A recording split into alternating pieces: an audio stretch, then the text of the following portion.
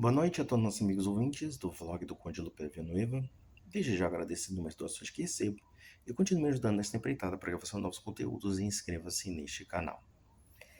Eu costumo escutar de certos apologetas protestantes quando atacam a Inquisição Católica e quando alguns católicos retrucam contra a chamada Inquisição Protestante.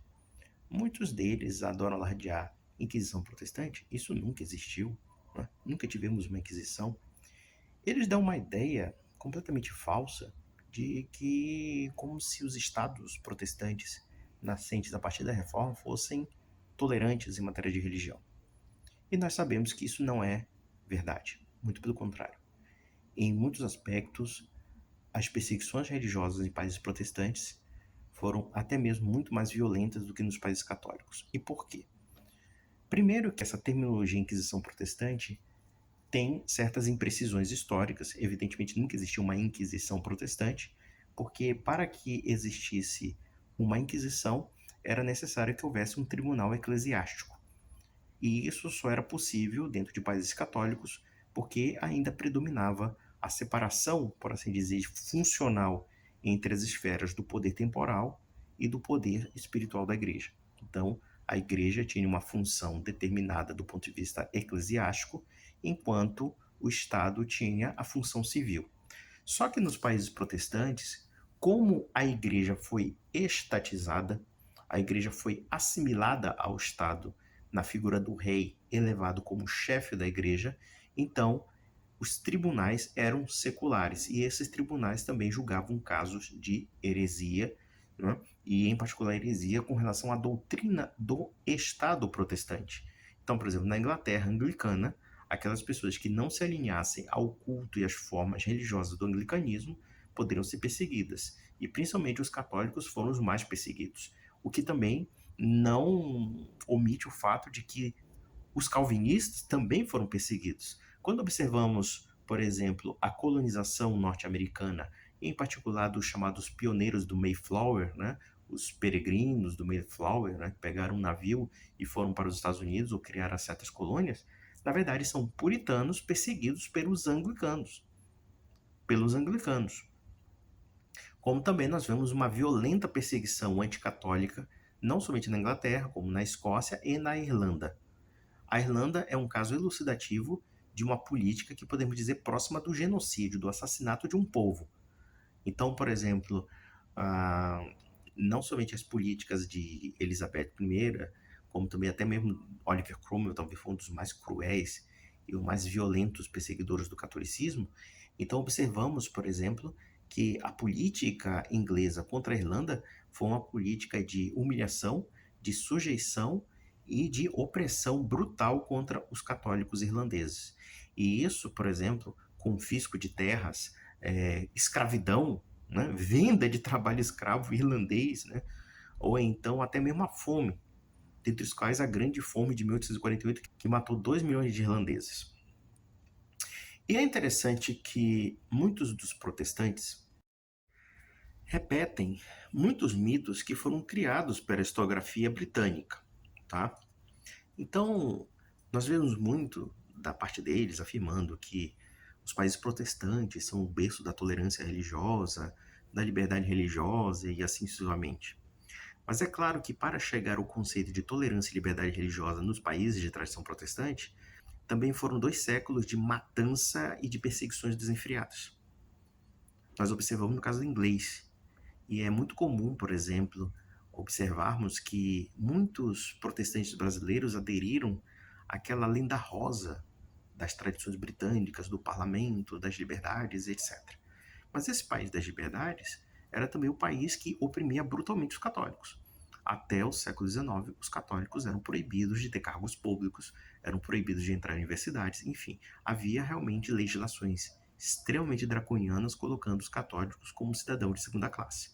Inclusive, existe um movimento de emancipação dos católicos no século XIX na Inglaterra, justamente por conta dessas medidas extremamente draconianas. Aliás, Chesterton, que escreveu um livro sobre a história da Inglaterra, coloca muito essa questão de que há uma mitologia dentro do protestantismo, evidentemente, de romantização, né, das tradições protestantes e, claro, a demonização da Igreja Católica. Observe, por exemplo, o caso do Henrique VIII, né, que, através de um casamento malogrado com Catarina de Aragão, ele tenta simplesmente obrigar a um divórcio ou então a anulação do casamento. E isso tinha inúmeras implicações políticas relacionadas à sucessão dos Tudors na Inglaterra, né? Só que Henrique VIII brigou com uma mulher que, convenhamos, Catarina de Aragão era uma mulher extraordinária em vários aspectos. Além de ser uma mulher muito devota, uma mulher, eu diria até que ela tinha traços de santidade mesmo, né? Ela era uma mulher muito católica, muito religiosa, muito devota e, detalhe, ela era uma mulher muito amada pelo povo inglês. Ela era muito amada porque, além de ela ter sinais profundos de devoção e pelo fato de ela internalizar muitos aspectos aristocráticos que ela herdou dos reis católicos, porque ela era filha dos reis católicos, filha de Fernando de Aragão e Isabel de Castilha, né? A população também gostava dela porque ela era uma mulher muito caridosa, ela praticava a caridade, né? Ajudava os pobres, enfim, né? E Henrique VIII, através de um processo infamante contra sua própria esposa, tentou se divorciar dela, né? E o Papa não deixou. Claro que havia também outras implicações. O Papa estava com as tropas de Carlos V na sua porta, no decorrer de uma guerra, né, do Sacro Império, e envolvendo a Igreja e também o Reino da França. E, no final das contas, houve uma guerra teológico-política a respeito dessa tentativa de divórcio que não foi aceita. Porque a própria Catarina de Aragão também era uma mulher muito articulada. E ela tinha muitos bons defensores canônicos, diga-se de passagem. Nesse interregno, o que é que acontece? Henrique VIII aproveita a situação para romper com a Igreja de Roma e ele decreta o Ato de Supremacia de 1534. E, claro, ele repudia sua própria esposa e casa com Ana Bolena. E Ana Bolena era uma mulher de tendências protestantes, né? E o que ocorre com o Ato de Supremacia? O Ato de Supremacia impõe o povo inglês, sob pena de morte, a aceitar o rei como chefe da Igreja inglesa. Tá? Significava a ruptura do Papa e a transformação do rei da Inglaterra como uma espécie de Papa local. Tá? E todo mundo tinha que prestar o juramento. Se não prestar o juramento, perde a cabeça. E foi o que aconteceu com o nosso grande santo, Sir Thomas More. Sir Thomas More era uma das figuras mais célebres da Inglaterra, até mesmo no âmbito do humanismo, né, da cultura dele. E era muito admirado por Erasmo de Roterdã, era amigo de Erasmo de Roterdã, e ele também era chanceler da Inglaterra. E Henrique VIII queria oferecer o mundo inteiro para ele, só que Thomas More tinha duas grandes lealdades: a lealdade a Roma, a lealdade ao Papa e à Igreja, como também a lealdade a Catarina de Aragão, né? Porque ele achava completamente injusta o divórcio, por assim dizer, de Catarina de Aragão, né?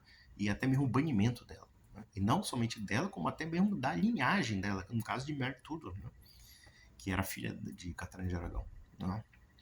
E aí vemos um processo infamante contra Sir Thomas More, e no final Sir Thomas More, que não queria prestar o juramento, mas ele simplesmente declarava completamente silêncio, ele foi colocado no tribunal, foi julgado e foi condenado à morte justamente por não se manifestar, leal à sua consciência e leal à fé católica. E ele foi executado junto com o arcebispo Fisher e teve a sua cabeça colocada na ponte de Londres. E depois nós temos outros conflitos, que é o seguinte: o ataque de Henrique VIII aos mosteiros. O que isso significa na prática? Evidentemente, a bibliografia protestante, a propaganda protestante vai dizer que os mosteiros eram inúteis, que, na verdade, os padres e os bispos eram corruptos e assim sucessivamente. Vão amaldiçoar, evidentemente. Mas, na prática, o que aconteceu foi uma revolução agrária que piorou radicalmente a vida dos camponeses. Porque os mosteiros cumpriam um papel social muito profundo, não somente na sociedade inglesa, mas em toda a sociedade europeia. Em que sentido?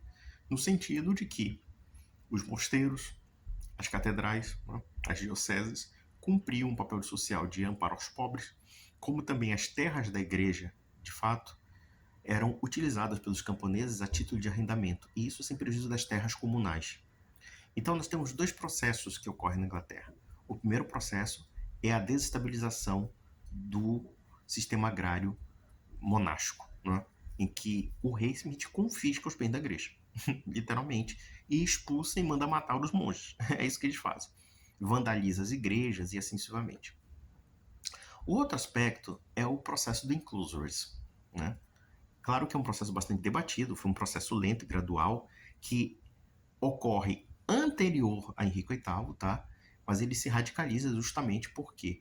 Porque quando as terras da igreja são confiscadas, muitas delas ou passam para a mão da coroa, ou então passam para a mão de certos apaniguados do rei, ou seja, os nobres ganham terras para ser leais ao rei. E eles aplicam o sistema de enclosures, né? O sistema de cercamento das terras. O que significa esse sistema de cercamento?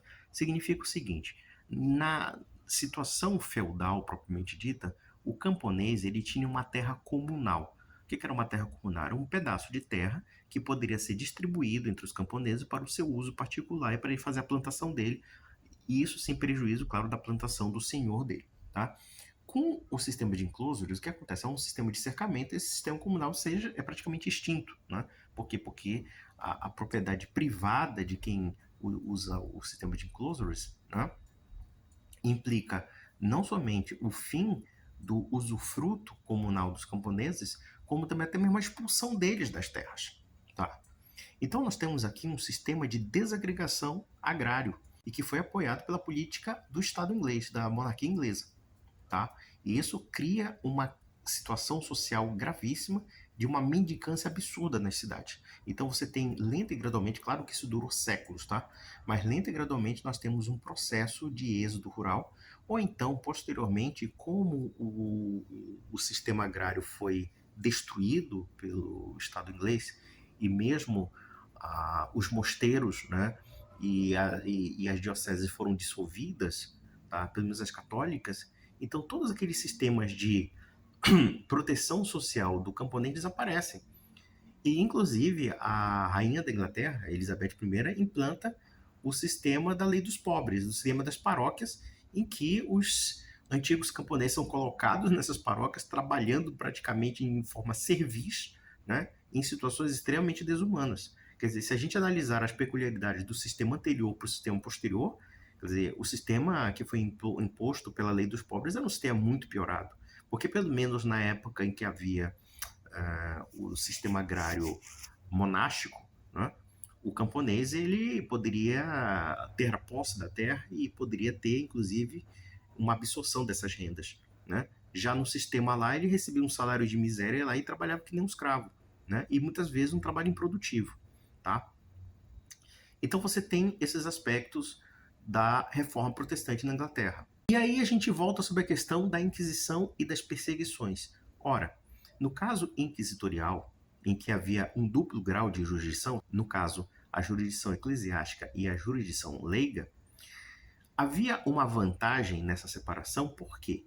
Porque a jurisdição eclesiástica criava uma situação de processualidade em que pelo menos o acusado poderia se defender de uma forma mais humana, claro que humana dentro dos padrões do século XVI, tá? Ou seja, se nós analisarmos os procedimentos inquisitoriais, eles são muito mais brandos do que os procedimentos do Estado secular, do poder secular, tá? Só que no caso inglês, e podemos falar do sueco, do dinamarquês e de alguns principados da Alemanha, o que acontecia? O poder secular atuava como jurisdição eclesiástica. Por quê? Porque a igreja se tornou parte do Estado.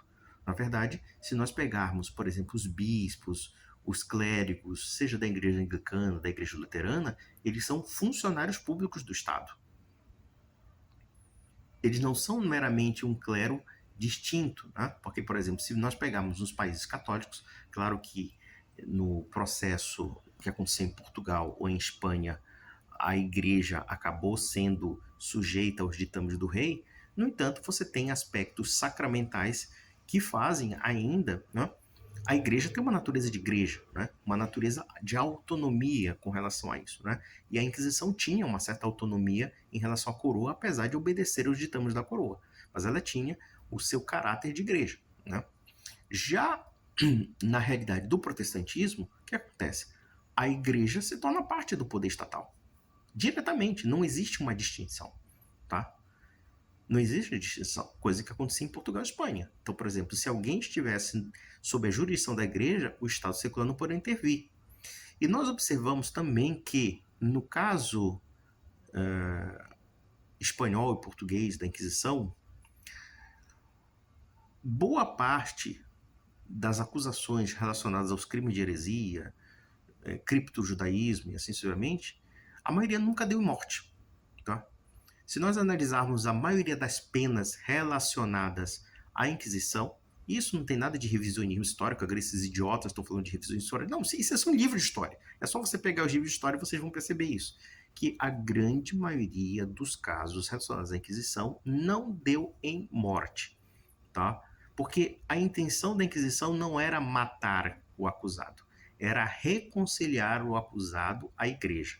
E a grande maioria era reconciliada.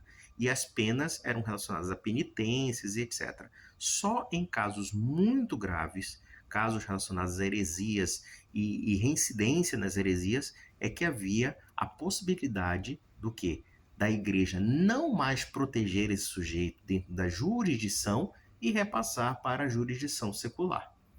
Não é o caso que aconteceu nos protestantes. Por quê? Porque a jurisdição era única, tá? Era única. E os mecanismos do poder secular eram extremamente brutais.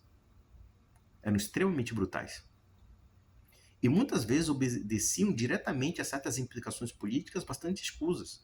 Nós temos casos que nós encontramos no reinado de Henrique VIII de execuções extremamente brutais. Por exemplo, eu poderia falar de uma senhora que era da nobreza, da antiga nobreza inglesa, que era inclusive uma plantageneta, que era a Margaret Pole. A Margaret Pole foi mãe de Reginaldo Pole, que foi depois inquisidor na época da Mary Tudor, né? Da Mary Tudor. E ela era uma senhora de 69 anos que foi decapitada, sabe-se lá por quê? Por uma vontade política do rei. Porque o rei se sentia ameaçado pela figura da Margaret Pole. E muitas outras coisas, né? A gente vendo o reinado de Henrique VIII foi um reinado sanguinário. Um reinado sanguinário. Quando o Henrique VIII destrói os mosteiros, por exemplo, há uma guerra civil, que é a peregrinação da graça. A peregrinação da graça foi o povo inglês, principalmente do norte da Inglaterra, que era um reduto católico, principalmente dos mosteiros, reivindicando, pedindo para o rei que não rompesse com a igreja e não destruísse os mosteiros. E ele fez justamente o contrário e mandou a soldadesca passar fio de espada no seu próprio povo. Tá? Na Alemanha, aconteceu a mesma coisa. O rei se torna chefe da igreja, a igreja se torna estatal, ou seja, a igreja e o Estado são a mesma coisa praticamente, né? O Estado e a igreja pertencem à mesma jurisdição, tá? E aquelas pessoas que não atenderem à religiosidade do rei, ou elas são banidas, são proscritas, ou então perseguidas e mortas. E neste aspecto, os protestantes foram pródigos nesse tipo de violência. Eu acho muito hipócrita dos protestantes afirmarem, por exemplo, a Inquisição, porque a gente tem que entender que muito do que se criou sobre a Inquisição vem da propaganda protestante. Em que sentido? Existe a questão da Inglaterra como protagonista e também da Holanda, tá?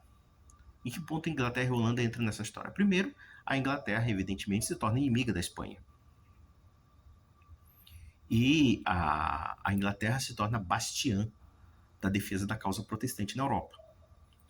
E a Holanda, evidentemente a Holanda, que hoje nós conhecemos Holanda, mas pode ser também Holanda, Bélgica, enfim, as 7 províncias de Utrecht e a Valônia, enfim, o Franco-Condado, eram tudo regiões dominadas pelo Sacro Império Romano Germânico, que na verdade era caudatário do imperador Carlos V, que também era rei da Espanha.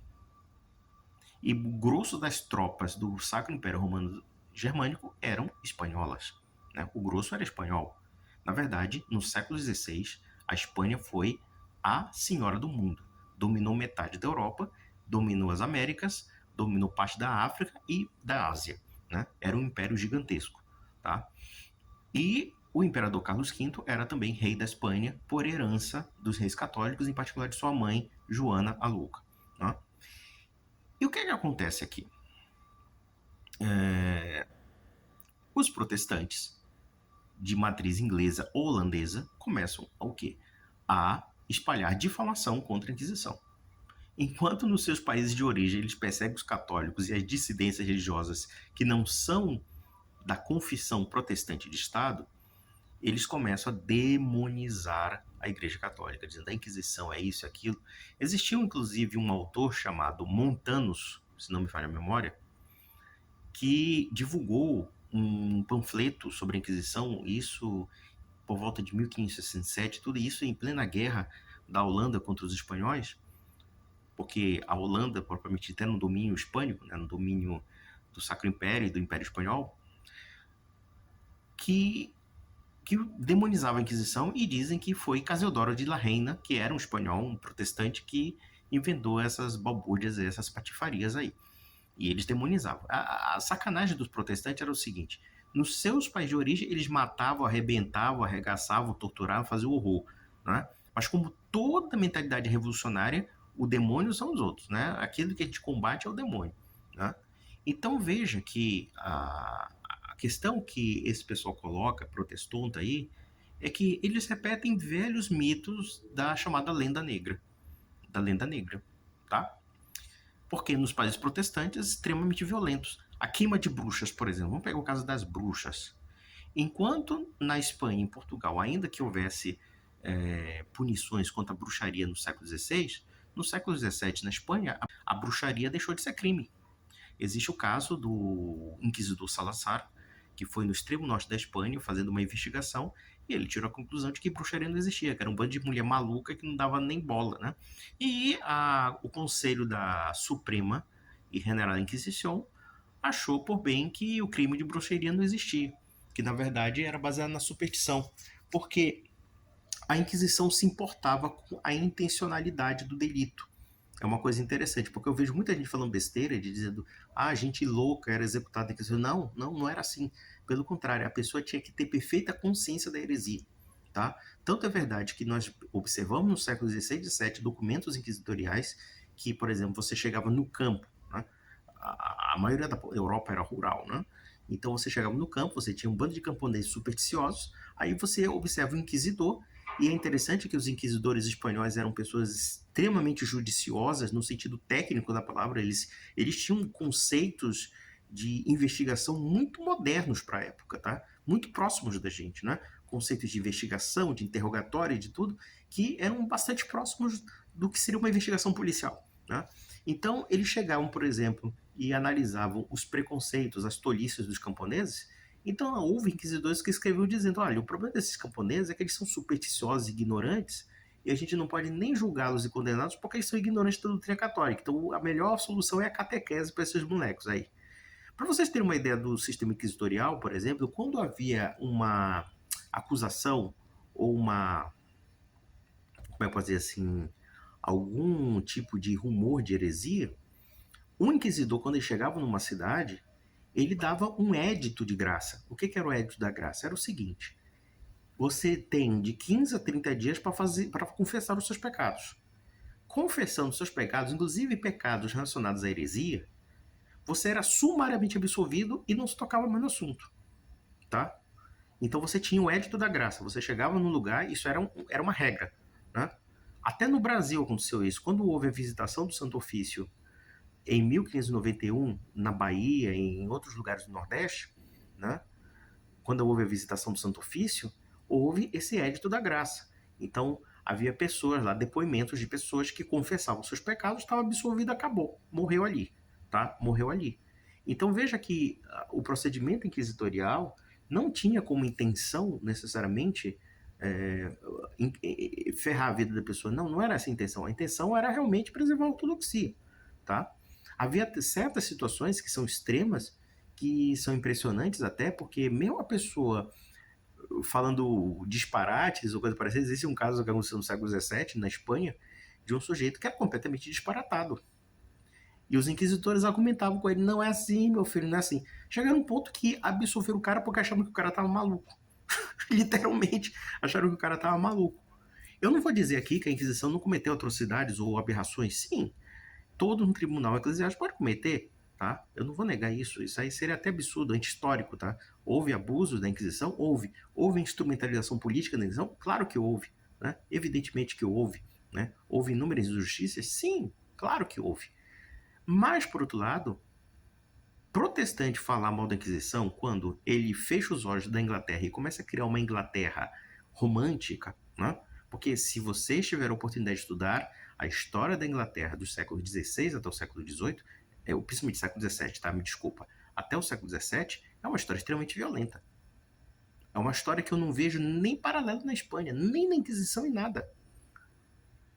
Aliás, muitos historiadores espanhóis afirmam, por exemplo, que a Inquisição, apesar dos aspectos autoritários, né, ou pelo menos aparentemente autoritários para o nosso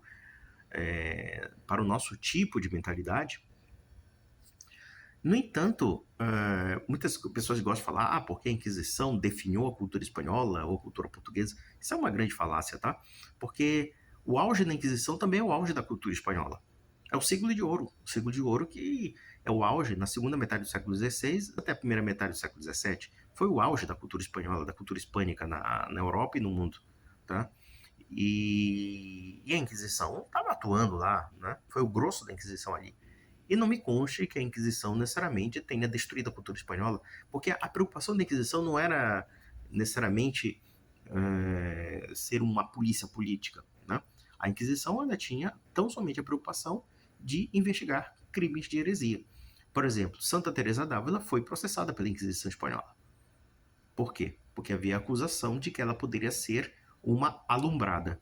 O que é alumbrado? O alumbrado era o seguinte: houve uma heresia que aconteceu na Espanha do século XVI, que era o fenômeno dos derrados e dos alumbrados, ou os iluminados. Né? Os derrados eram o seguinte: eram sujeitos que achavam que para você buscar a virtude e a fé, você não tinha que fazer mais nada, não tinha que trabalhar, não tinha nada. Era a passividade extrema. Tá? É claro que uma heresia de caráter tão antissocial como essa contamina a sociedade. Até porque nós temos que entender que essa sociedade era movida pela religião. A religião era um princípio público de inspiração dessas pessoas e um modo de vida. Então, da feita que você corrompe esse tecido social, você percebe também que há o quê? Anomalias sociais e desvios sociais. Né? Por outro lado, se você tem os derrados, você tem os alumbrados. Os alumbrados são aquelas pessoas que começaram a ter alucinações, vendo, sei lá, a Virgem Maria, vendo não sei o quê, né? E tudo mais. E a Santa Teresa d'Ávila, ela é uma mulher mística. Na verdade, nós temos, da mesma forma que nós temos as heresias dos alumbrados, dos derrados, né, dos deixados, né? Você tem os grandes místicos da Espanha do siglo de ouro. Santa Teresa d'Ávila, São João de la Cruz e muitos outros ali. Né? Eu estou citando, talvez, os mais famosos, tá? E Santa Teresa d'Ávila foi investigada, né? Como também Santo Inácio de Loyola foi investigado, e a Inquisição chegou à conclusão de que não havia nenhuma heresia. Então, deixa quieto, né? Deixa quieto, deixa ela lá rezar e deixa ela ter os seus êxtases místicos, né? Então, o que acontece? Então, o fenômeno inquisitorial na boca do protestante, claro, é essa caricatura. É o que eu vejo, por exemplo, sei lá, esse palhaço dos heresias católicos, Luca Banzoli, que cria um bocado de baboseira sobre a Inquisição, mas em compensação fecha os olhos às atrocidades dos países protestantes, em que a Inquisição foi muito mais brutal, em que a caça às bruxas foi muito mais brutal. Aliás, Lucas Lancaster fez uma observação interessante, que a última execução de bruxa na Europa foi na segunda metade do século XVIII na Suíça. Não é? Como, aliás, houve muita caça às bruxas em países luteranos. E por que isso? Porque nos países de tradição protestante, os critérios jurídicos, como os critérios de investigação, eram muito mais fideístas e arbitrários do que os critérios católicos. Se a gente observar bem, a jurisdição inquisitorial, seja de Espanha, de Portugal e da Itália, eles tinham critérios extremamente rigorosos de investigação. Não estou dizendo aqui que a Inquisição agora se tornou santa ou coisa parecida. Não, era assim que funcionava. Enquanto, por exemplo, você pega um sujeito que era um pastor protestante ou um fideísta desse protestante radical, que começa a fazer uma leitura muito enviesada da Bíblia e, sei lá, lê um capítulo do Antigo Testamento dizendo que a bruxa não tem que viver e começa a queimar um bocado de mulher. Era o que aconteceu nos países protestantes. Você tem, por exemplo, um caso muito elucidativo de um personagem puritano chamado John Hopkins. Isso em 1641, isso na época da plenitude da Guerra Civil Inglesa, tá? Ele chegou a condenar centenas de mulheres à morte na Inglaterra. Claro que teve alguns protestantes mais ajuizados que começaram a condenar o Hopkins, dizendo que ele é um homem completamente arbitrário. O mais bizarro do Hopkins, como um pastor protestante, é que ele usava certos métodos relacionados à lei das ordalhas. O que eram as ordalhas? Por exemplo, no mundo medieval, alguns povos de matriz germânica usavam certas atitudes preconcebidas para fazer critério de justiça. Por exemplo, num duelo, né? As duas partes se ofenderam. Quem ganhasse no duelo é porque Deus está no comando, entendeu? Mais ou menos isso. Ou então, sei lá, um sujeito que tinha que passar pelo fogo. Se ele não queimasse é porque ele é inocente. Esse tipo de coisa. Então, muitas vezes, Hopkins pegava mulheres e jogava no rio amarradas. E depois ele dizia, olha, se ela flutuar, ela é uma bruxa. Se ela afundar, ela não é bruxa. Quer dizer, a mulher não tinha escolha, né? Ela tinha que afogar mesmo morrer. Então tinha umas coisas loucas, delirantes. Foi o que aconteceu com as bruxas de Salem. As bruxas de Salem são um caso elucidativo do fideísmo protestante julgando heresia. Então, quer dizer, o fenômeno das bruxas foi um fenômeno protestante em que custou a vida de dezenas de milhares de mulheres. Tá? Enquanto nos países católicos, principalmente Espanha, já em 1610 você tinha um jurista que analisando os fatos, né, pegando tudo, assim, catalogando mesmo como investigação policial, né, chegava com uma pessoa e perguntava para a pessoa: ah, a bruxa fez um feitiço e a criança morreu. Aí qual era a pergunta do inquisidor? Cadê a criança? Não tinha criança. Né? Cadê a bruxa? E quando via a mulher falar um bocado de coisa sem sentido. Ai, meu Deus do céu, puta que pariu, que mulher doida, né? Aí foi o que aconteceu com o Inquisidor Salazar, né? Que ele escreveu para a Suprema, dizendo: olha, eu não acredito nessa história de bruxa, viu? Acho que isso é tudo palhaçada. E foi o que aconteceu. Aliás, eu gostaria de indicar um livro de historiador, que esses babacas vão chamar de revisionista, e de revisionista não tem nada.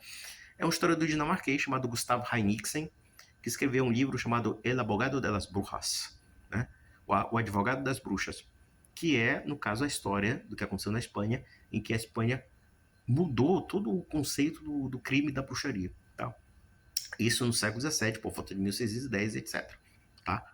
Então, o que acontece? Quando nós comparamos Inquisição Católica e, entre aspas, Inquisição Protestante, um termo muito impreciso, na verdade, poder de punição do Estado secular contra os hereges, observem que você tem esse aspecto da bruxaria, das superstições próprias do protestantismo, e principalmente de matriz calvinista, mas também temos anglicanos, né? Anglicanos, e também nos países luteranos. Tá? Nos países luteranos.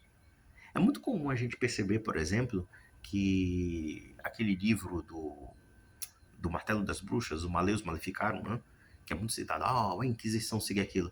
Olha, a Inquisição Espanhola colocou esse livro no índice.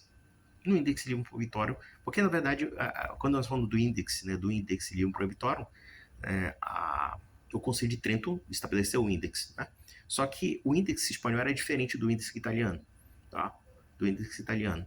Então, o Maleus Maleficarum nunca foi aceito pelos inquisidores, né? Mesmo o Nicolaus Emerich, que também, se não me engano, é um autor da Península Ibérica, ele também não era aceito. Por quê? Porque faltava rigor jurídico de investigação, tá? Aí muitas pessoas vão falar, por exemplo, de dois casos que podemos dizer bastante elucidativos, do São Ninho de la Guardia e Simão de Trento, né? Que são aqueles casos que são acusados os judeus dos chamados libelos de sangue, né?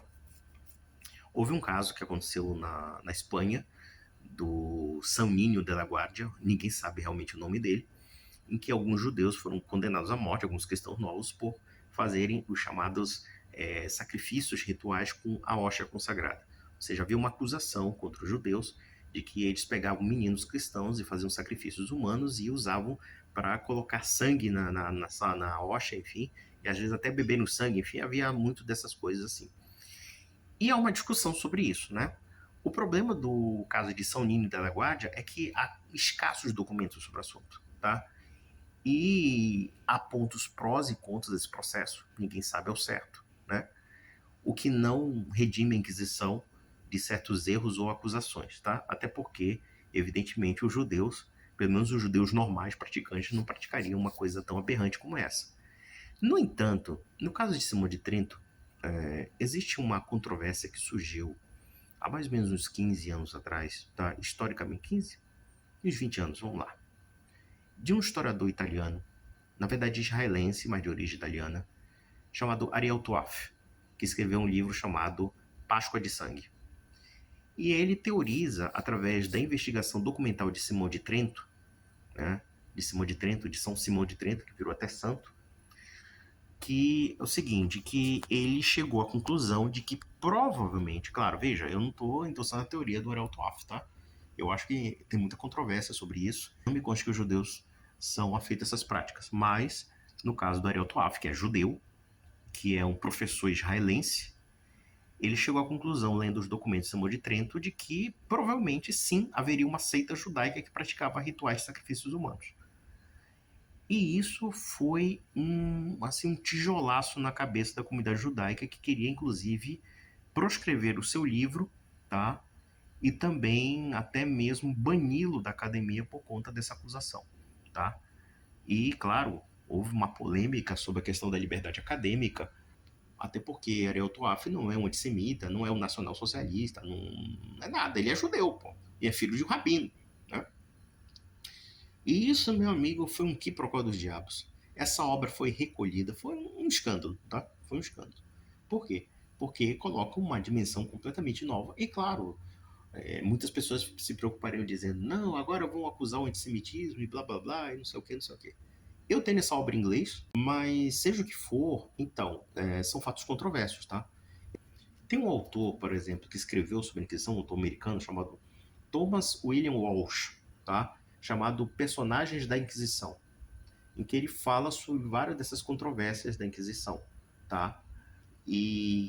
Por exemplo, tem o Ariel Toaf, que escreveu o livro chamado Páscoa de Sangue, que é um livro que vocês podem encontrar, felizmente, tá? E veja que em nenhum momento eu estou endossando a opinião dele, tá? Estou apenas colocando a controvérsia. Então, observem que muitas vezes o debate sobre o assunto, né, cai numa falta de parâmetros, né, científicos para cair na mais pura panfletagem. Então, por exemplo, quando o protestante começa a falar essas baboseiras sobre a Inquisição, ele parece se esquecer de que, primeiro, a liberdade religiosa é um conceito moderno. É um conceito que foi, claro, foi desenvolvido a partir do século XVII, e nós temos que ver que talvez o que causou esse impacto psicológico foi a Guerra dos 30 Anos, quando praticamente a cristandade foi dilacerada, foi destruída, e no Tratado de Westfália de 1648 nós temos o estabelecimento de um poder nacional e também de igrejas nacionais. Então, por exemplo, aquele princípio que foi desenvolvido inclusive dentro do protestantismo, o cuius regio, regio religio, ou seja, a religião do rei será a religião do povo, né? Será a religião do reino. Aquilo foi consagrado, estabelecido a partir do Tratado de Westfália de 1648, em que implanta um conceito moderno da soberania estatal, né? Depois dessa violenta guerra civil. E a partir disso você tem a discussão sobre a liberdade religiosa, né?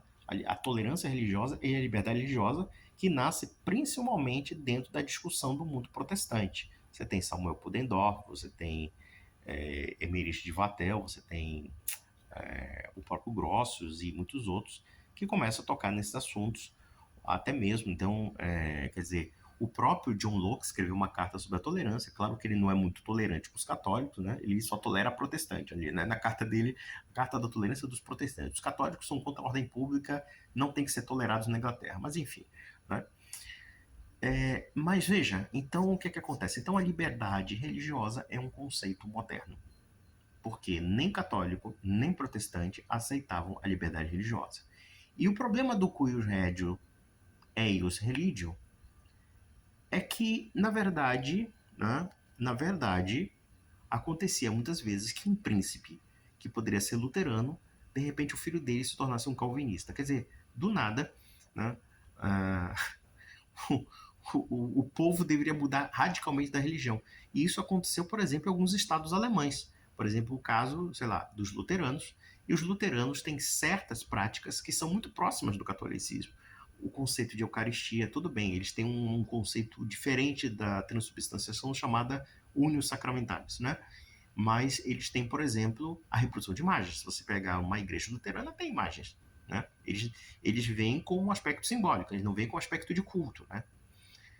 E aí, de repente, vem o calvinista. Aí o calvinista quer tirar todas as imagens da igreja. E houve briga. Luterano socando a cara de calvinista e vice-versa, tá? E isso sem prejuízo de outros segmentos, tá? Por exemplo, segmentos puritanos, que quando tomam poder, por exemplo, num país como a Inglaterra, e nós podemos pegar o caso da ditadura do sanguinário bandido Oliver Cromwell, o teatro é banido, o, o Natal é banido, as festividades religiosas são banidas, né? Não comemora Natal, não comemora nada, né? O mundo completamente espartano, né? Então, é terrível, né? E isso, claro, tem repressão, tem implicações políticas, né? Implicações do uso do Estado para reprimir com violência, se não for cumprido aquilo. E, inclusive, há um relativo definimento do teatro inglês. Imagina, um teatro que teve Shakespeare, que teve Christopher Marlowe, teve Ben Jonson e muitos outros, de repente definhou, foi fechado, né? Quem restaurou o teatro foi o nosso querido amigo Carlos II, um grande comedor de mulheres, né? E festeiro, né? Gosta de bebida, gostava dos seus cachorrinhos, enfim, dos seus cock spaniels, acho que era cock spaniel que ele gostava, enfim, né? Voltou para a Inglaterra, restaurou e mandou os puritanos às favas, né? Enfim, então, meus amigos, só chegando a uma conclusão final, primeiro, eu acho que os protestantes têm que olhar muito para a sua sociedade para saírem dos mitos fundadores da reforma, não?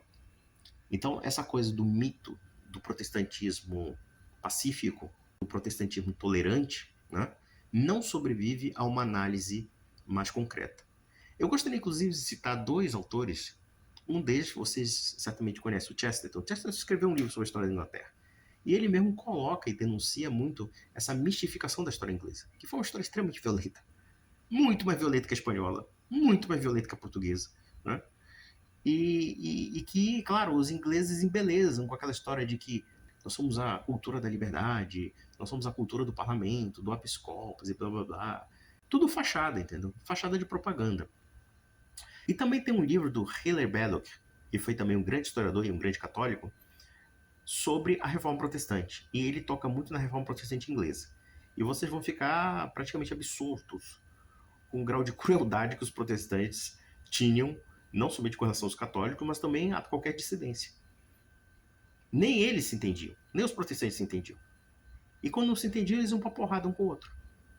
Inclusive, houve uma guerra civil, né? A guerra civil do rei e do parlamento. Leia-se, guerra civil entre os puritanos contra os anglicanos. Literalmente. Os anglicanos que eram partidários da coroa e os puritanos que eram partidários do parlamento, né? Então é o seguinte, então ninguém é santo nessa história, né? Então é isso, meus amigos, e até a próxima.